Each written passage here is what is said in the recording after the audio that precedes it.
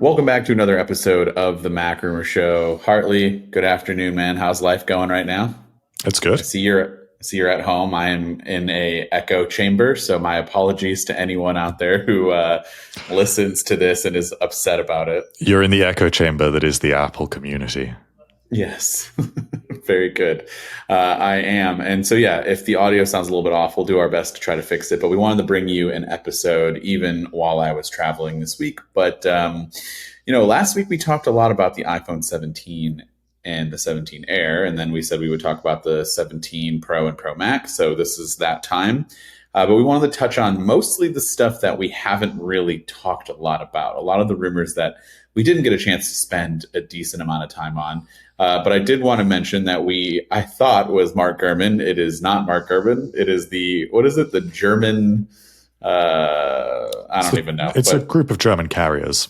That's it. German carriers who basically leaked that the date of the event for the iPhone 17 all the way on up to the 17 Pro Max, the Apple event for the fall is going to be, in fact, on September 9th, which we knew it was going to be the week of the 9th or the 8th. Yeah, the 8th. Yeah, the week of the 8th. Yes. Usually it's on a Tuesday. Sometimes it's been on a Wednesday. Last year it was weirdly on a Monday.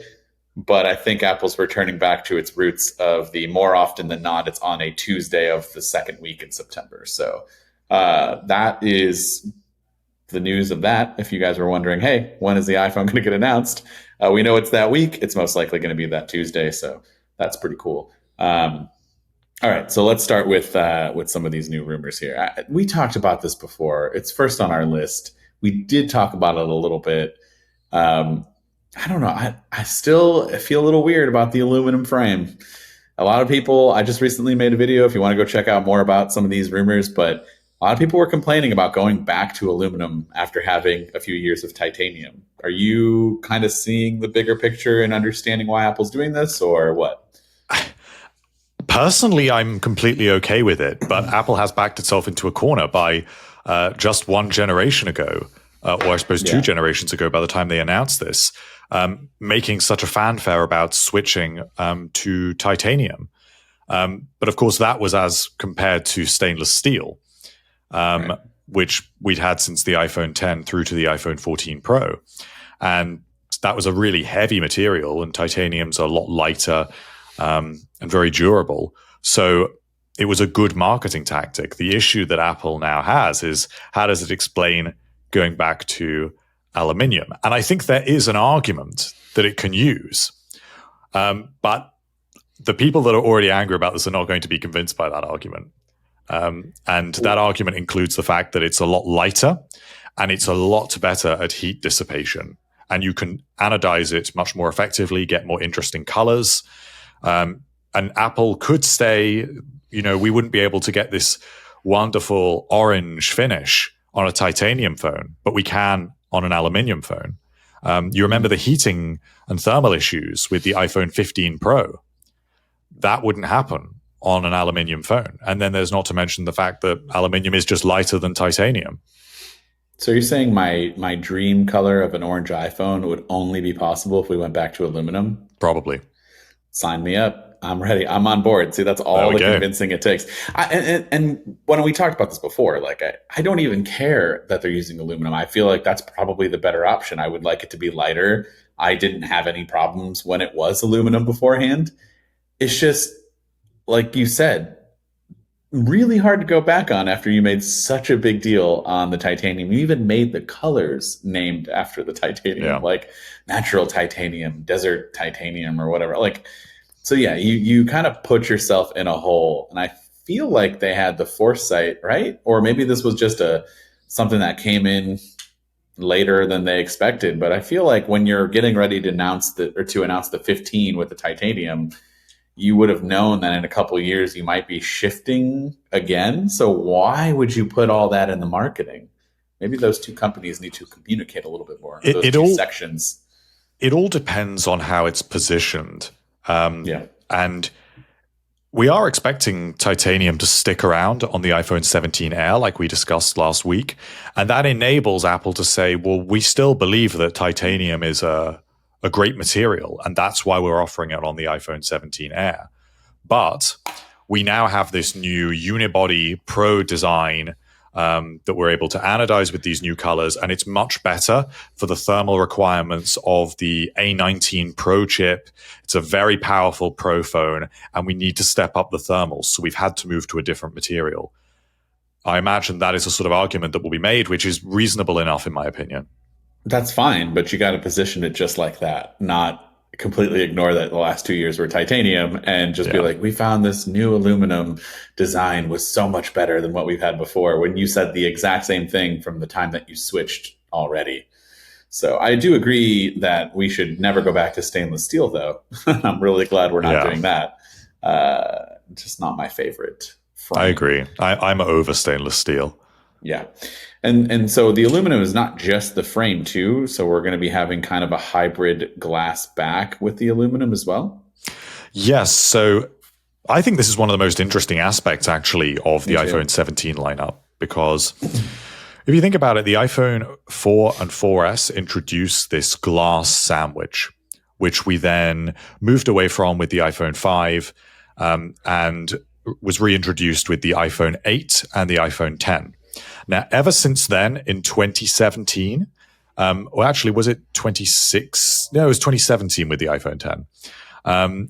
Every single iPhone generation has been a glass sandwich with a frame that is either aluminium or stainless steel and back glass that has the camera cutouts molded into that glass or a little piece that sits on top of it.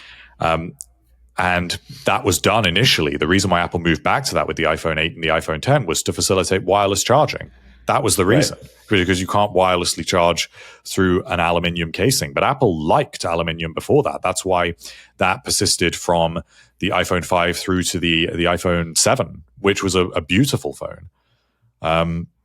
So now, today, Apple is reconsidering what this chassis should look like. And I am a bit tired of the glass sandwich.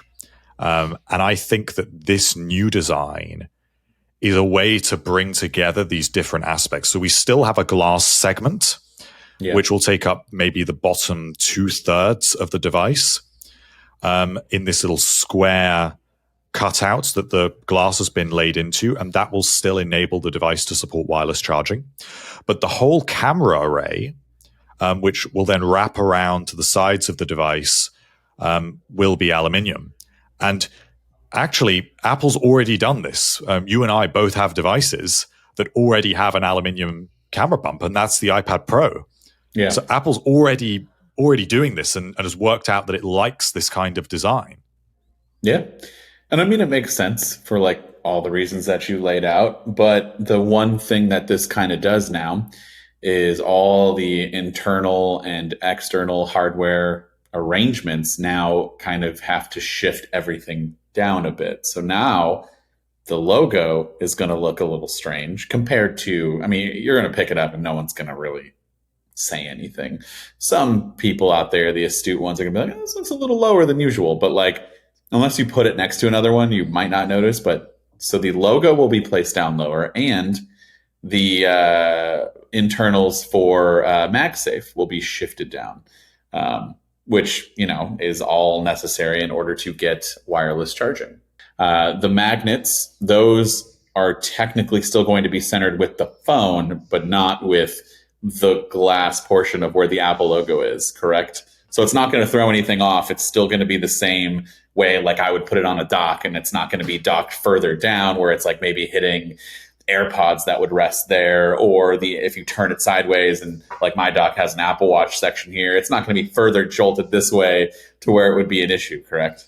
That's right. So all it really means is that right now the Apple logo serves as a visual indicator for where to align a MagSafe accessory. So if you want to throw a MagSafe puck on the back of your device, you know that you just need to put it right on top of the Apple logo. On the iPhone 17 lineup, it looks like, because or at least the iPhone 17 Pro models, that won't be the case because the logo will have moved down. So now you need to align it to the center of the device, or the kind of top section of the glass, but not the logo, which might feel a little bit weird. But I mean, it's just a necessity to kind of balance things visually, because that glass piece is now a separate thing. And I'm not sure that it would make sense for the logo to be positioned so high when the camera bar is so prominent at the top of the device. It would make everything look like it was at the top and there was nothing at the bottom. Okay, that makes sense. The one thing that isn't quite making sense to me, though, and we've talked ad nauseum about the colors, so I won't go too much into all of them, but just a quick refresher. We have black, we have white, we have a gray, we have dark blue, orange, which I'm excited for. And we've seen these colors in dummy models and renders, but then I don't know, it was like a week or two ago, we heard something about a liquid glass variant where it would kind of if I'm getting this correct, it would kind of color shift, and depending on how the light's reflecting, it would definitely be a reflection. Depending on how the light's hitting the phone, it would change colors. But I feel like I heard that for a week or two, and then I haven't heard anything about it. Is this rumor legit, or is this just something that was kind of thrown out there? Personally, I don't believe this anymore because I think we would have heard more about it. It seems like the rumors are coalescing around a different selection of more basic colors, with the flagship one being this new orange, which would be very different for the Pro lineup. At the same time, it's not totally implausible that Apple will do something like this at some point. Samsung has experimented with iridescent colors, and those have been quite popular. And now Apple is embracing a kind of digital iridescence in the system with liquid glass. I can see where this has kind of come from, but I'm not sure because... So the rumored colors right now are black and white, which is the same as normal.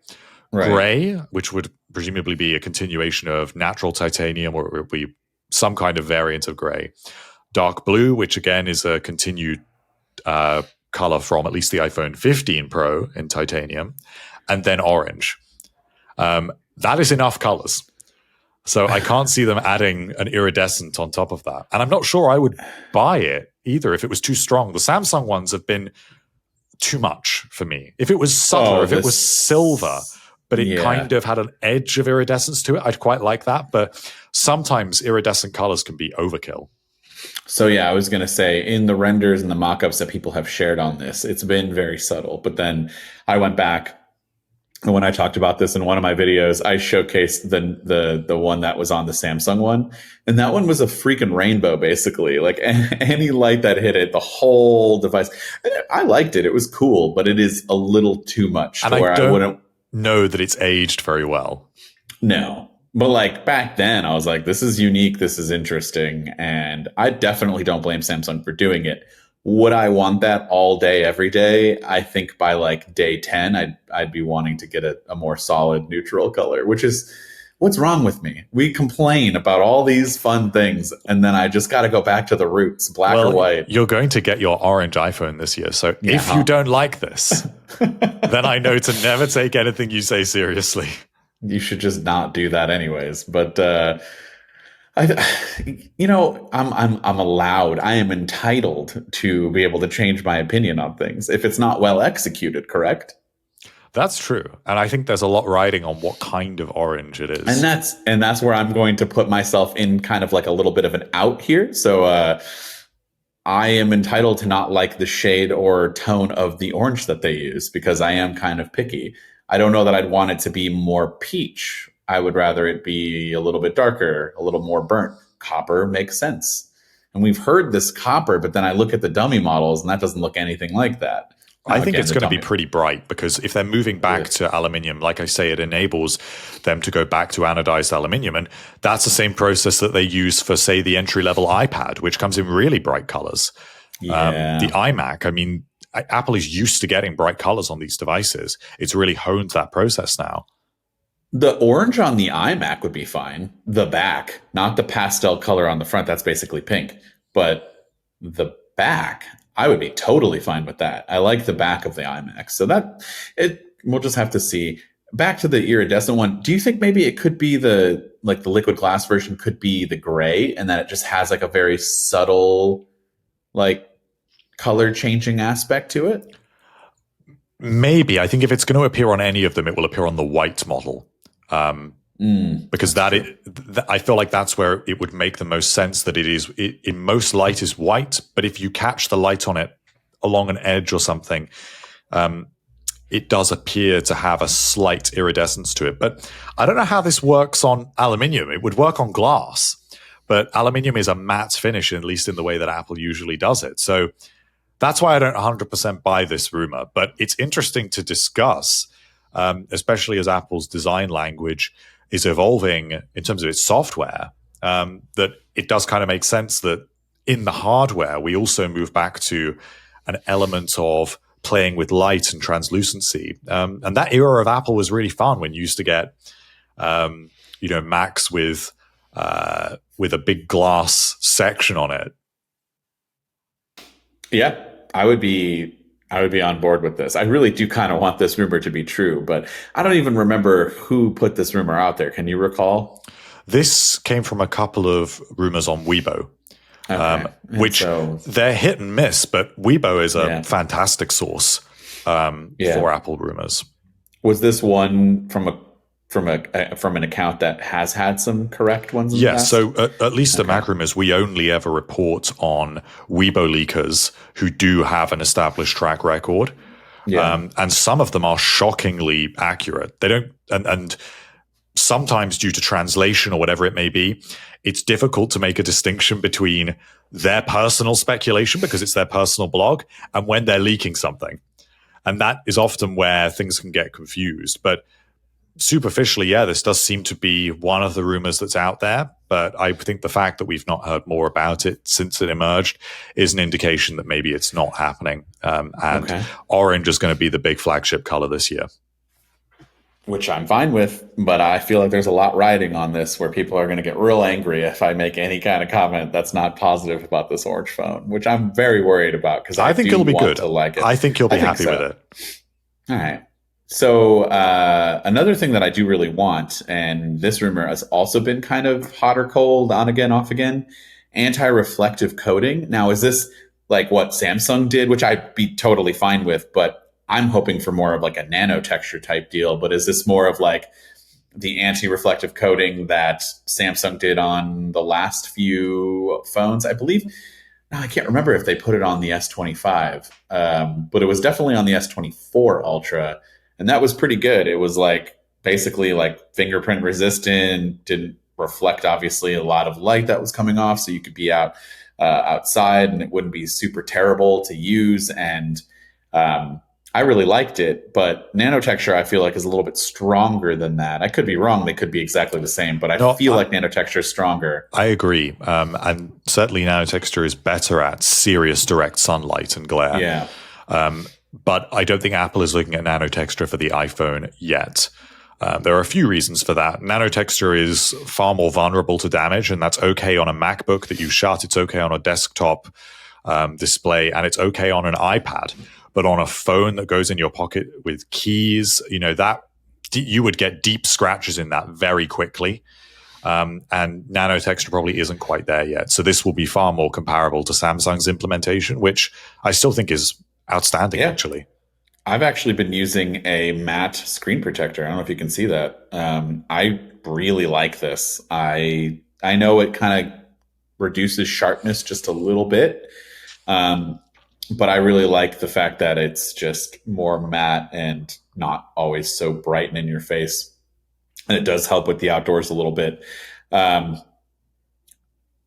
good thing about having a screen protector that does that is that if I'm sick of it, I can take it off and go back to the normal. You can't really do that with something that's built in. So hopefully it's not too much, or it's just an option.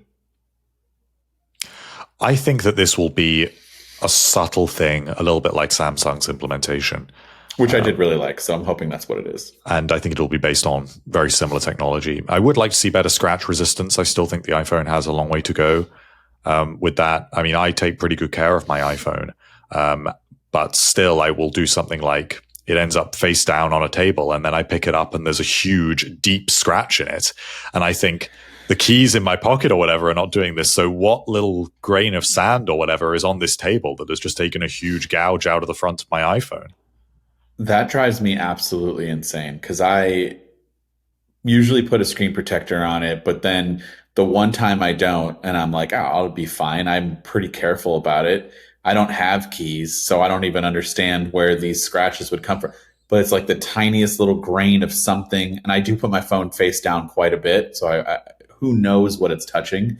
But yeah, like the resistance for scratches for that is so poor these days that I just end up with all of these. And some of them are pretty deep grooves. And I just don't understand where they come from. Because I am very like adamant about not putting it in the same pocket as anything else that could potentially scratch it. I either hold it in my hand or it's in a pocket that's completely empty. So I don't really know where this stuff comes from. No, that's similar to my experience. But that's why definitely this is something that Apple can iterate on over the next few generations. All right, we need to lump in some of these rumors together, mostly about the camera. Now, 8x optical zoom, correct? That I do know about. That has been rumored for a little bit. We're at a 5x, right? That's right. We have not gotten past 5. No. So 8 would be a little nice to get that optical quality. But what is this Pro Camera app? This is something that I don't recall. This is all from the same collection of rumors that we reported on at Mac Rumors. And this suggests that Apple is looking at some very specific camera upgrades for the iPhone 17 Pro models. And one of those things to go along with this new camera system, because actually the key detail there about having the 8 times zoom is that is on a 48 megapixel lens, which means you can crop into 12 megapixel at 4 times zoom. So that gives you on the main sensor, you get 1x and 2. With the ultra wide, you get 0.5. So this means you double each time the zoom you can do. You would start at 0.5, then 1, then 2, then 4, and then 8. That is a great camera system. And it looks like Apple is potentially going to offer a dedicated Pro app that would be a little bit similar to some of the third-party options that give you granular control over exposure, ISO, whatever it may be, actually from the camera app and not have to use a third-party application, because Apple can see how popular apps like Halide, at least in the space of videography, there are loads of options there as well. Blackmagic. Yeah. And Apple has the Final Cut camera app, and it's possible that this could be an update to that, or it will be broadened out to be more of a consumer tool. So I think that's interesting as well, particularly for the Pro models that have embraced things like ProRAW and certain specific camera technologies, ProRes. I don't know how much ordinary users are going to use this kind of thing, but people, iPhones are like cars. People always, they want to have the knowledge that they can do the thing, even if they never do. But then they don't actually do it. Yeah. How does this impact camera control? Are we going to get any updates to that then? I'd like to think so. As you know, I'm a little bit disappointed in camera control, other than it functioning as an additional action button. I love it for that. For that, it's great. It's great. But I never actually use it to take a picture or to change controls. For that, it is not a good experience to me. There is a rumor that there will be an additional camera control, which will be on the top of the device. Now, come on. I don't believe that one. I am not sure about this, but it's out there. And I would like to believe that Apple will not just leave the camera control in its current implementation. I would like to believe that it will change. I actually think a great location for the camera control would be the corner of the device, because that way it would work in multiple orientations far better. Like here? Yeah. Like where my thumb is here? Yeah. And a little bit more in that bottom corner. I guess that makes sense. I feel like it would work a little bit more naturally. And also then I feel like to move your finger over that corner to zoom in feels more natural than kind of swiping. I feel like if it felt more like a wheel, that would make sense. I feel like Apple went too much in the direction of like a very classic camera shutter button. Yeah. But it just doesn't feel like that. And it causes too much jog. And it's a little bit too hard to press. It doesn't actually have the sensation of a two-stop shutter, even though in theory that's the implementation that they're achieving through haptic feedback. So I hope that Apple iterates on this because it's not quite there for me. I hope they don't just leave it as a first generation thing and just stick this on every iPhone from now on. I mean, they got to do something to it, right? They can't just do that. That would be lame. Even if all they do is they change the pressure and they make it into an actual mechanical button that obtrudes from the device and is a proper two-stop shutter button that does not require a heavy press, I'd be happy with that. And that would actually make me use it more. If they could give more mind to also how it works when you use the phone in portrait. I rarely take a landscape photo, very rarely. And social media is all optimized to portrait. So like this, I just swipe and accidentally hit stuff. And if I take the picture, I'm putting so much pressure with this finger, which isn't necessary when I can just tap with my thumb. So if you know me from the past, I would say like within the last 5 to 10 years, I've definitely been this guy to where, like, you know, I'm a videographer at heart. Like, my cameras go, I shoot in 16:9. Like, that is how it goes. But I couldn't get on board with the social media aspect of flipping it over. And I would get so mad when people do this. I'm like, now take a photo like a real person, you know? And now over the last few years, I have grandpa has gotten up with the times. And I am like, I start to be like, oh, I'm cringing when I see people do this. I go to a concert. I go to lots of concerts. I see people do this. I know how old you are. Exactly. And that's sad. And it's not me trying to be cool and like go with it. I post everything to social, like all this stuff's going to social media. So it does make sense to turn the camera and also make it more optimized. I'm viewing this content on devices where that makes sense. And even if I'm looking at these on my desktop, I'm okay with looking at things at a little vertical window. I will occasionally take a landscape photo or video, but only if I very specifically have it in my mind that maybe I'm going to use this for my iPad wallpaper, and normally my iPad's landscape, so I want a wider image. Same here. I just last week I was in the Rocky Mountains and there was great views. And I don't know that I honestly did I think I went panorama before I went. Yeah. So like, I fully converted to the, generation of social media because it just is what it is. Like, that's where everything goes. Now, video that isn't being used for social, like because I do shoot a lot of content with my phone sometimes, especially if I'm on at events and I just don't feel like taking my camera out. Obviously, that I'm doing, if it's a video that's going up on YouTube, I'm putting it in landscape and I'm going to be shooting that way. But yeah, even mostly video is kind of a split now because I'm doing social media shorts with it. So it's just like, I fully converted. And I think that for a tool that Apple positioned as being for creators, it seems like a tool that should have been there 10 years ago.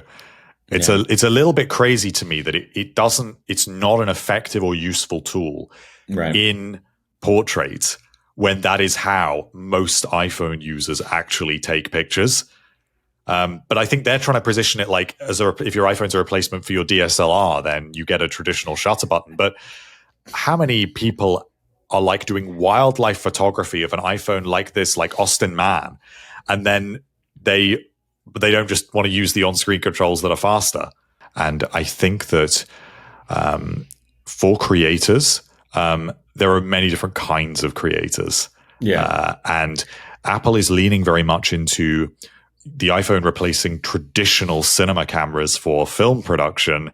Then, it's not just your iPhone. I know, but that's what they are leaning into, and they're not leaning so much into how ordinary creators and just ordinary people, I feel like, actually use their camera. Because certainly I know that even people that are of a generation that they mainly take landscape photos, those people have got used to doing that by touching the screen, not by using the camera control. They're going to forget that's there the minute that they have their device. Going back to the films, like I think it was 28 years later, right? That most recent one, that one was done with an iPhone. Like, there are certain instances where it makes sense. I think one of the scenes where they lined up like 30 iPhones in a circle, and it was like draped on one of the zombies or characters. I forget. I have not seen the movie, but I definitely need to. Like to get whatever the shot that they were going for to get. I mean, I don't even need to know what it was to know that it probably makes sense to use something that light and small. Yeah. And like, I'm not saying there isn't a place for it. I'm just saying that if you really wanted to, you could probably figure out a way to get, your main cameras to work for this. And 2 points on that. So I've seen the movie, and I thought that it did not look great. Because it's using an iPhone. I was very aware that it was shot on an iPhone. I wonder how many people, if they didn't know, would know this. Like, you knew going in, so I wonder if that. And I'm sensitive to like what iPhone video looks like. But secondarily, Apple is not building pro iPhones to sell to like award-winning directors. They're making the iPhone to shift tens of millions of units to average users like you and I around the world. Yeah.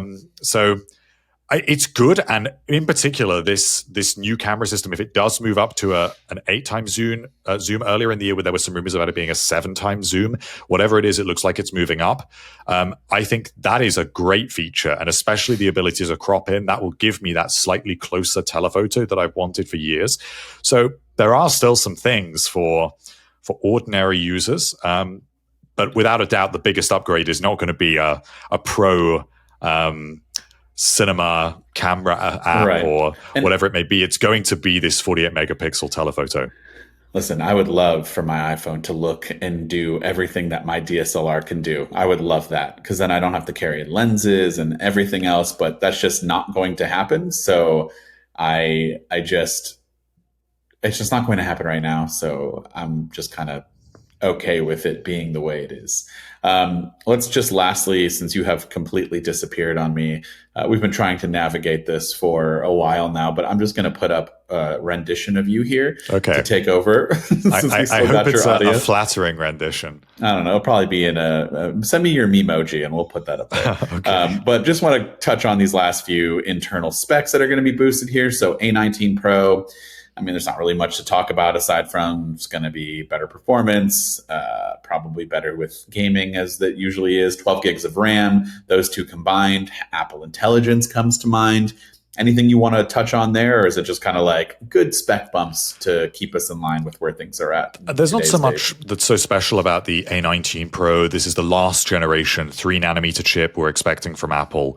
Next year, we're moving to 2 nanometer, a new process, which should be a little bit more interesting. And the bigger upgrade is double, or rather 50% more RAM, moving from 8 to 12 gigabytes, which is really important for machine learning and AI tasks on the device. And also, I think we're kind of overdue at this point, a RAM upgrade. So I don't know how much difference that will make to day-to-day use, but certainly I'm glad to see it. The biggest internal bump, in my opinion, is the battery. So is it 5,000 milliamp hours that we're now rumored to get on the Pro Max? Yeah, that is the latest suggestion.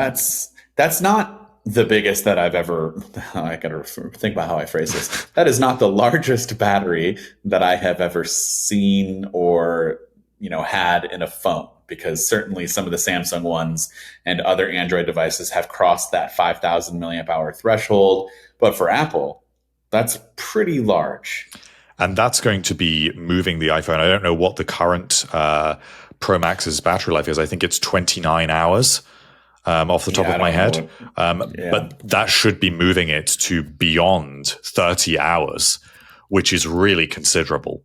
And certainly if you imagine when you buy these little battery packs, like I've got an Anker one here that I use all the time, that is a 5,000 milliamp hour battery. So to actually get that inside the device, very impressive. And certainly the direction that we should be moving in with these Pro devices, now that we've got these this Air device that is coming out with a smaller battery, and that is not going to be that device's selling points, shall we say. So as an alternative option, a really big, beefy battery inside the Pro Max sounds about right to me.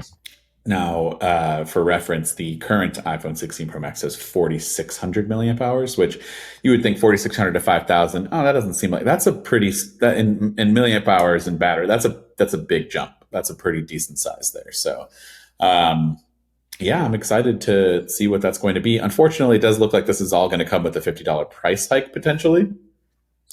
Yes. So Apple's been having some. Oh, hey, you're back. I'm back. Oh, So look at that. Apple's been having, it's been hit by the effect of tariffs this year, and also the price of the iPhone has not increased for years at this point. I mean, Yeah. if you think that effectively the current Pro model is the latest version of what was introduced with the iPhone 10, it has stayed at $999 since 2017 without a single price increase. And actually, now you get more storage than you actually got on the iPhone 10. So the iPhone at that level has become a better value proposition and, in a sense, has gone down in price when you think of how everything else has gone up in price since 2017. So $50, I'm not going to lose sleep over that. And some people are going to say that it's not right, but you have to remember that inflation is a real thing. And for Apple to do a price increase that small after 8 years, it's actually pretty good. And maybe it won't happen, and then it'll just make the Apple look even better. Maybe. We don't know. We don't know for sure. It could still be $999. Just the Pro Max gets updated. The other consideration is, even if they do add a $50 quantity to this price tag, they might increase the storage. So right now, the iPhone starts at 128 gigabytes for the Pro. The Pro Max starts at 256, but Apple could bring the Pro in line with the Pro Max at 256. And that really does justify that $50. Right now, you'd be paying $100 for that. For sure. So, yeah, that's a lot of the rumors that we didn't get a chance to touch on for the 17 Pro and Pro Max models. I know a lot of people are super interested in this. I've seen a lot of comments across the board on a lot of the videos that I've done. So please let us know in the comments anything that you guys have questions on. We'll do our best. But we're like almost a month away, a month and 3 days maybe. So we're getting there. It's the home stretch, starts the busy season. So hit us up and we'll catch everybody in the next episode.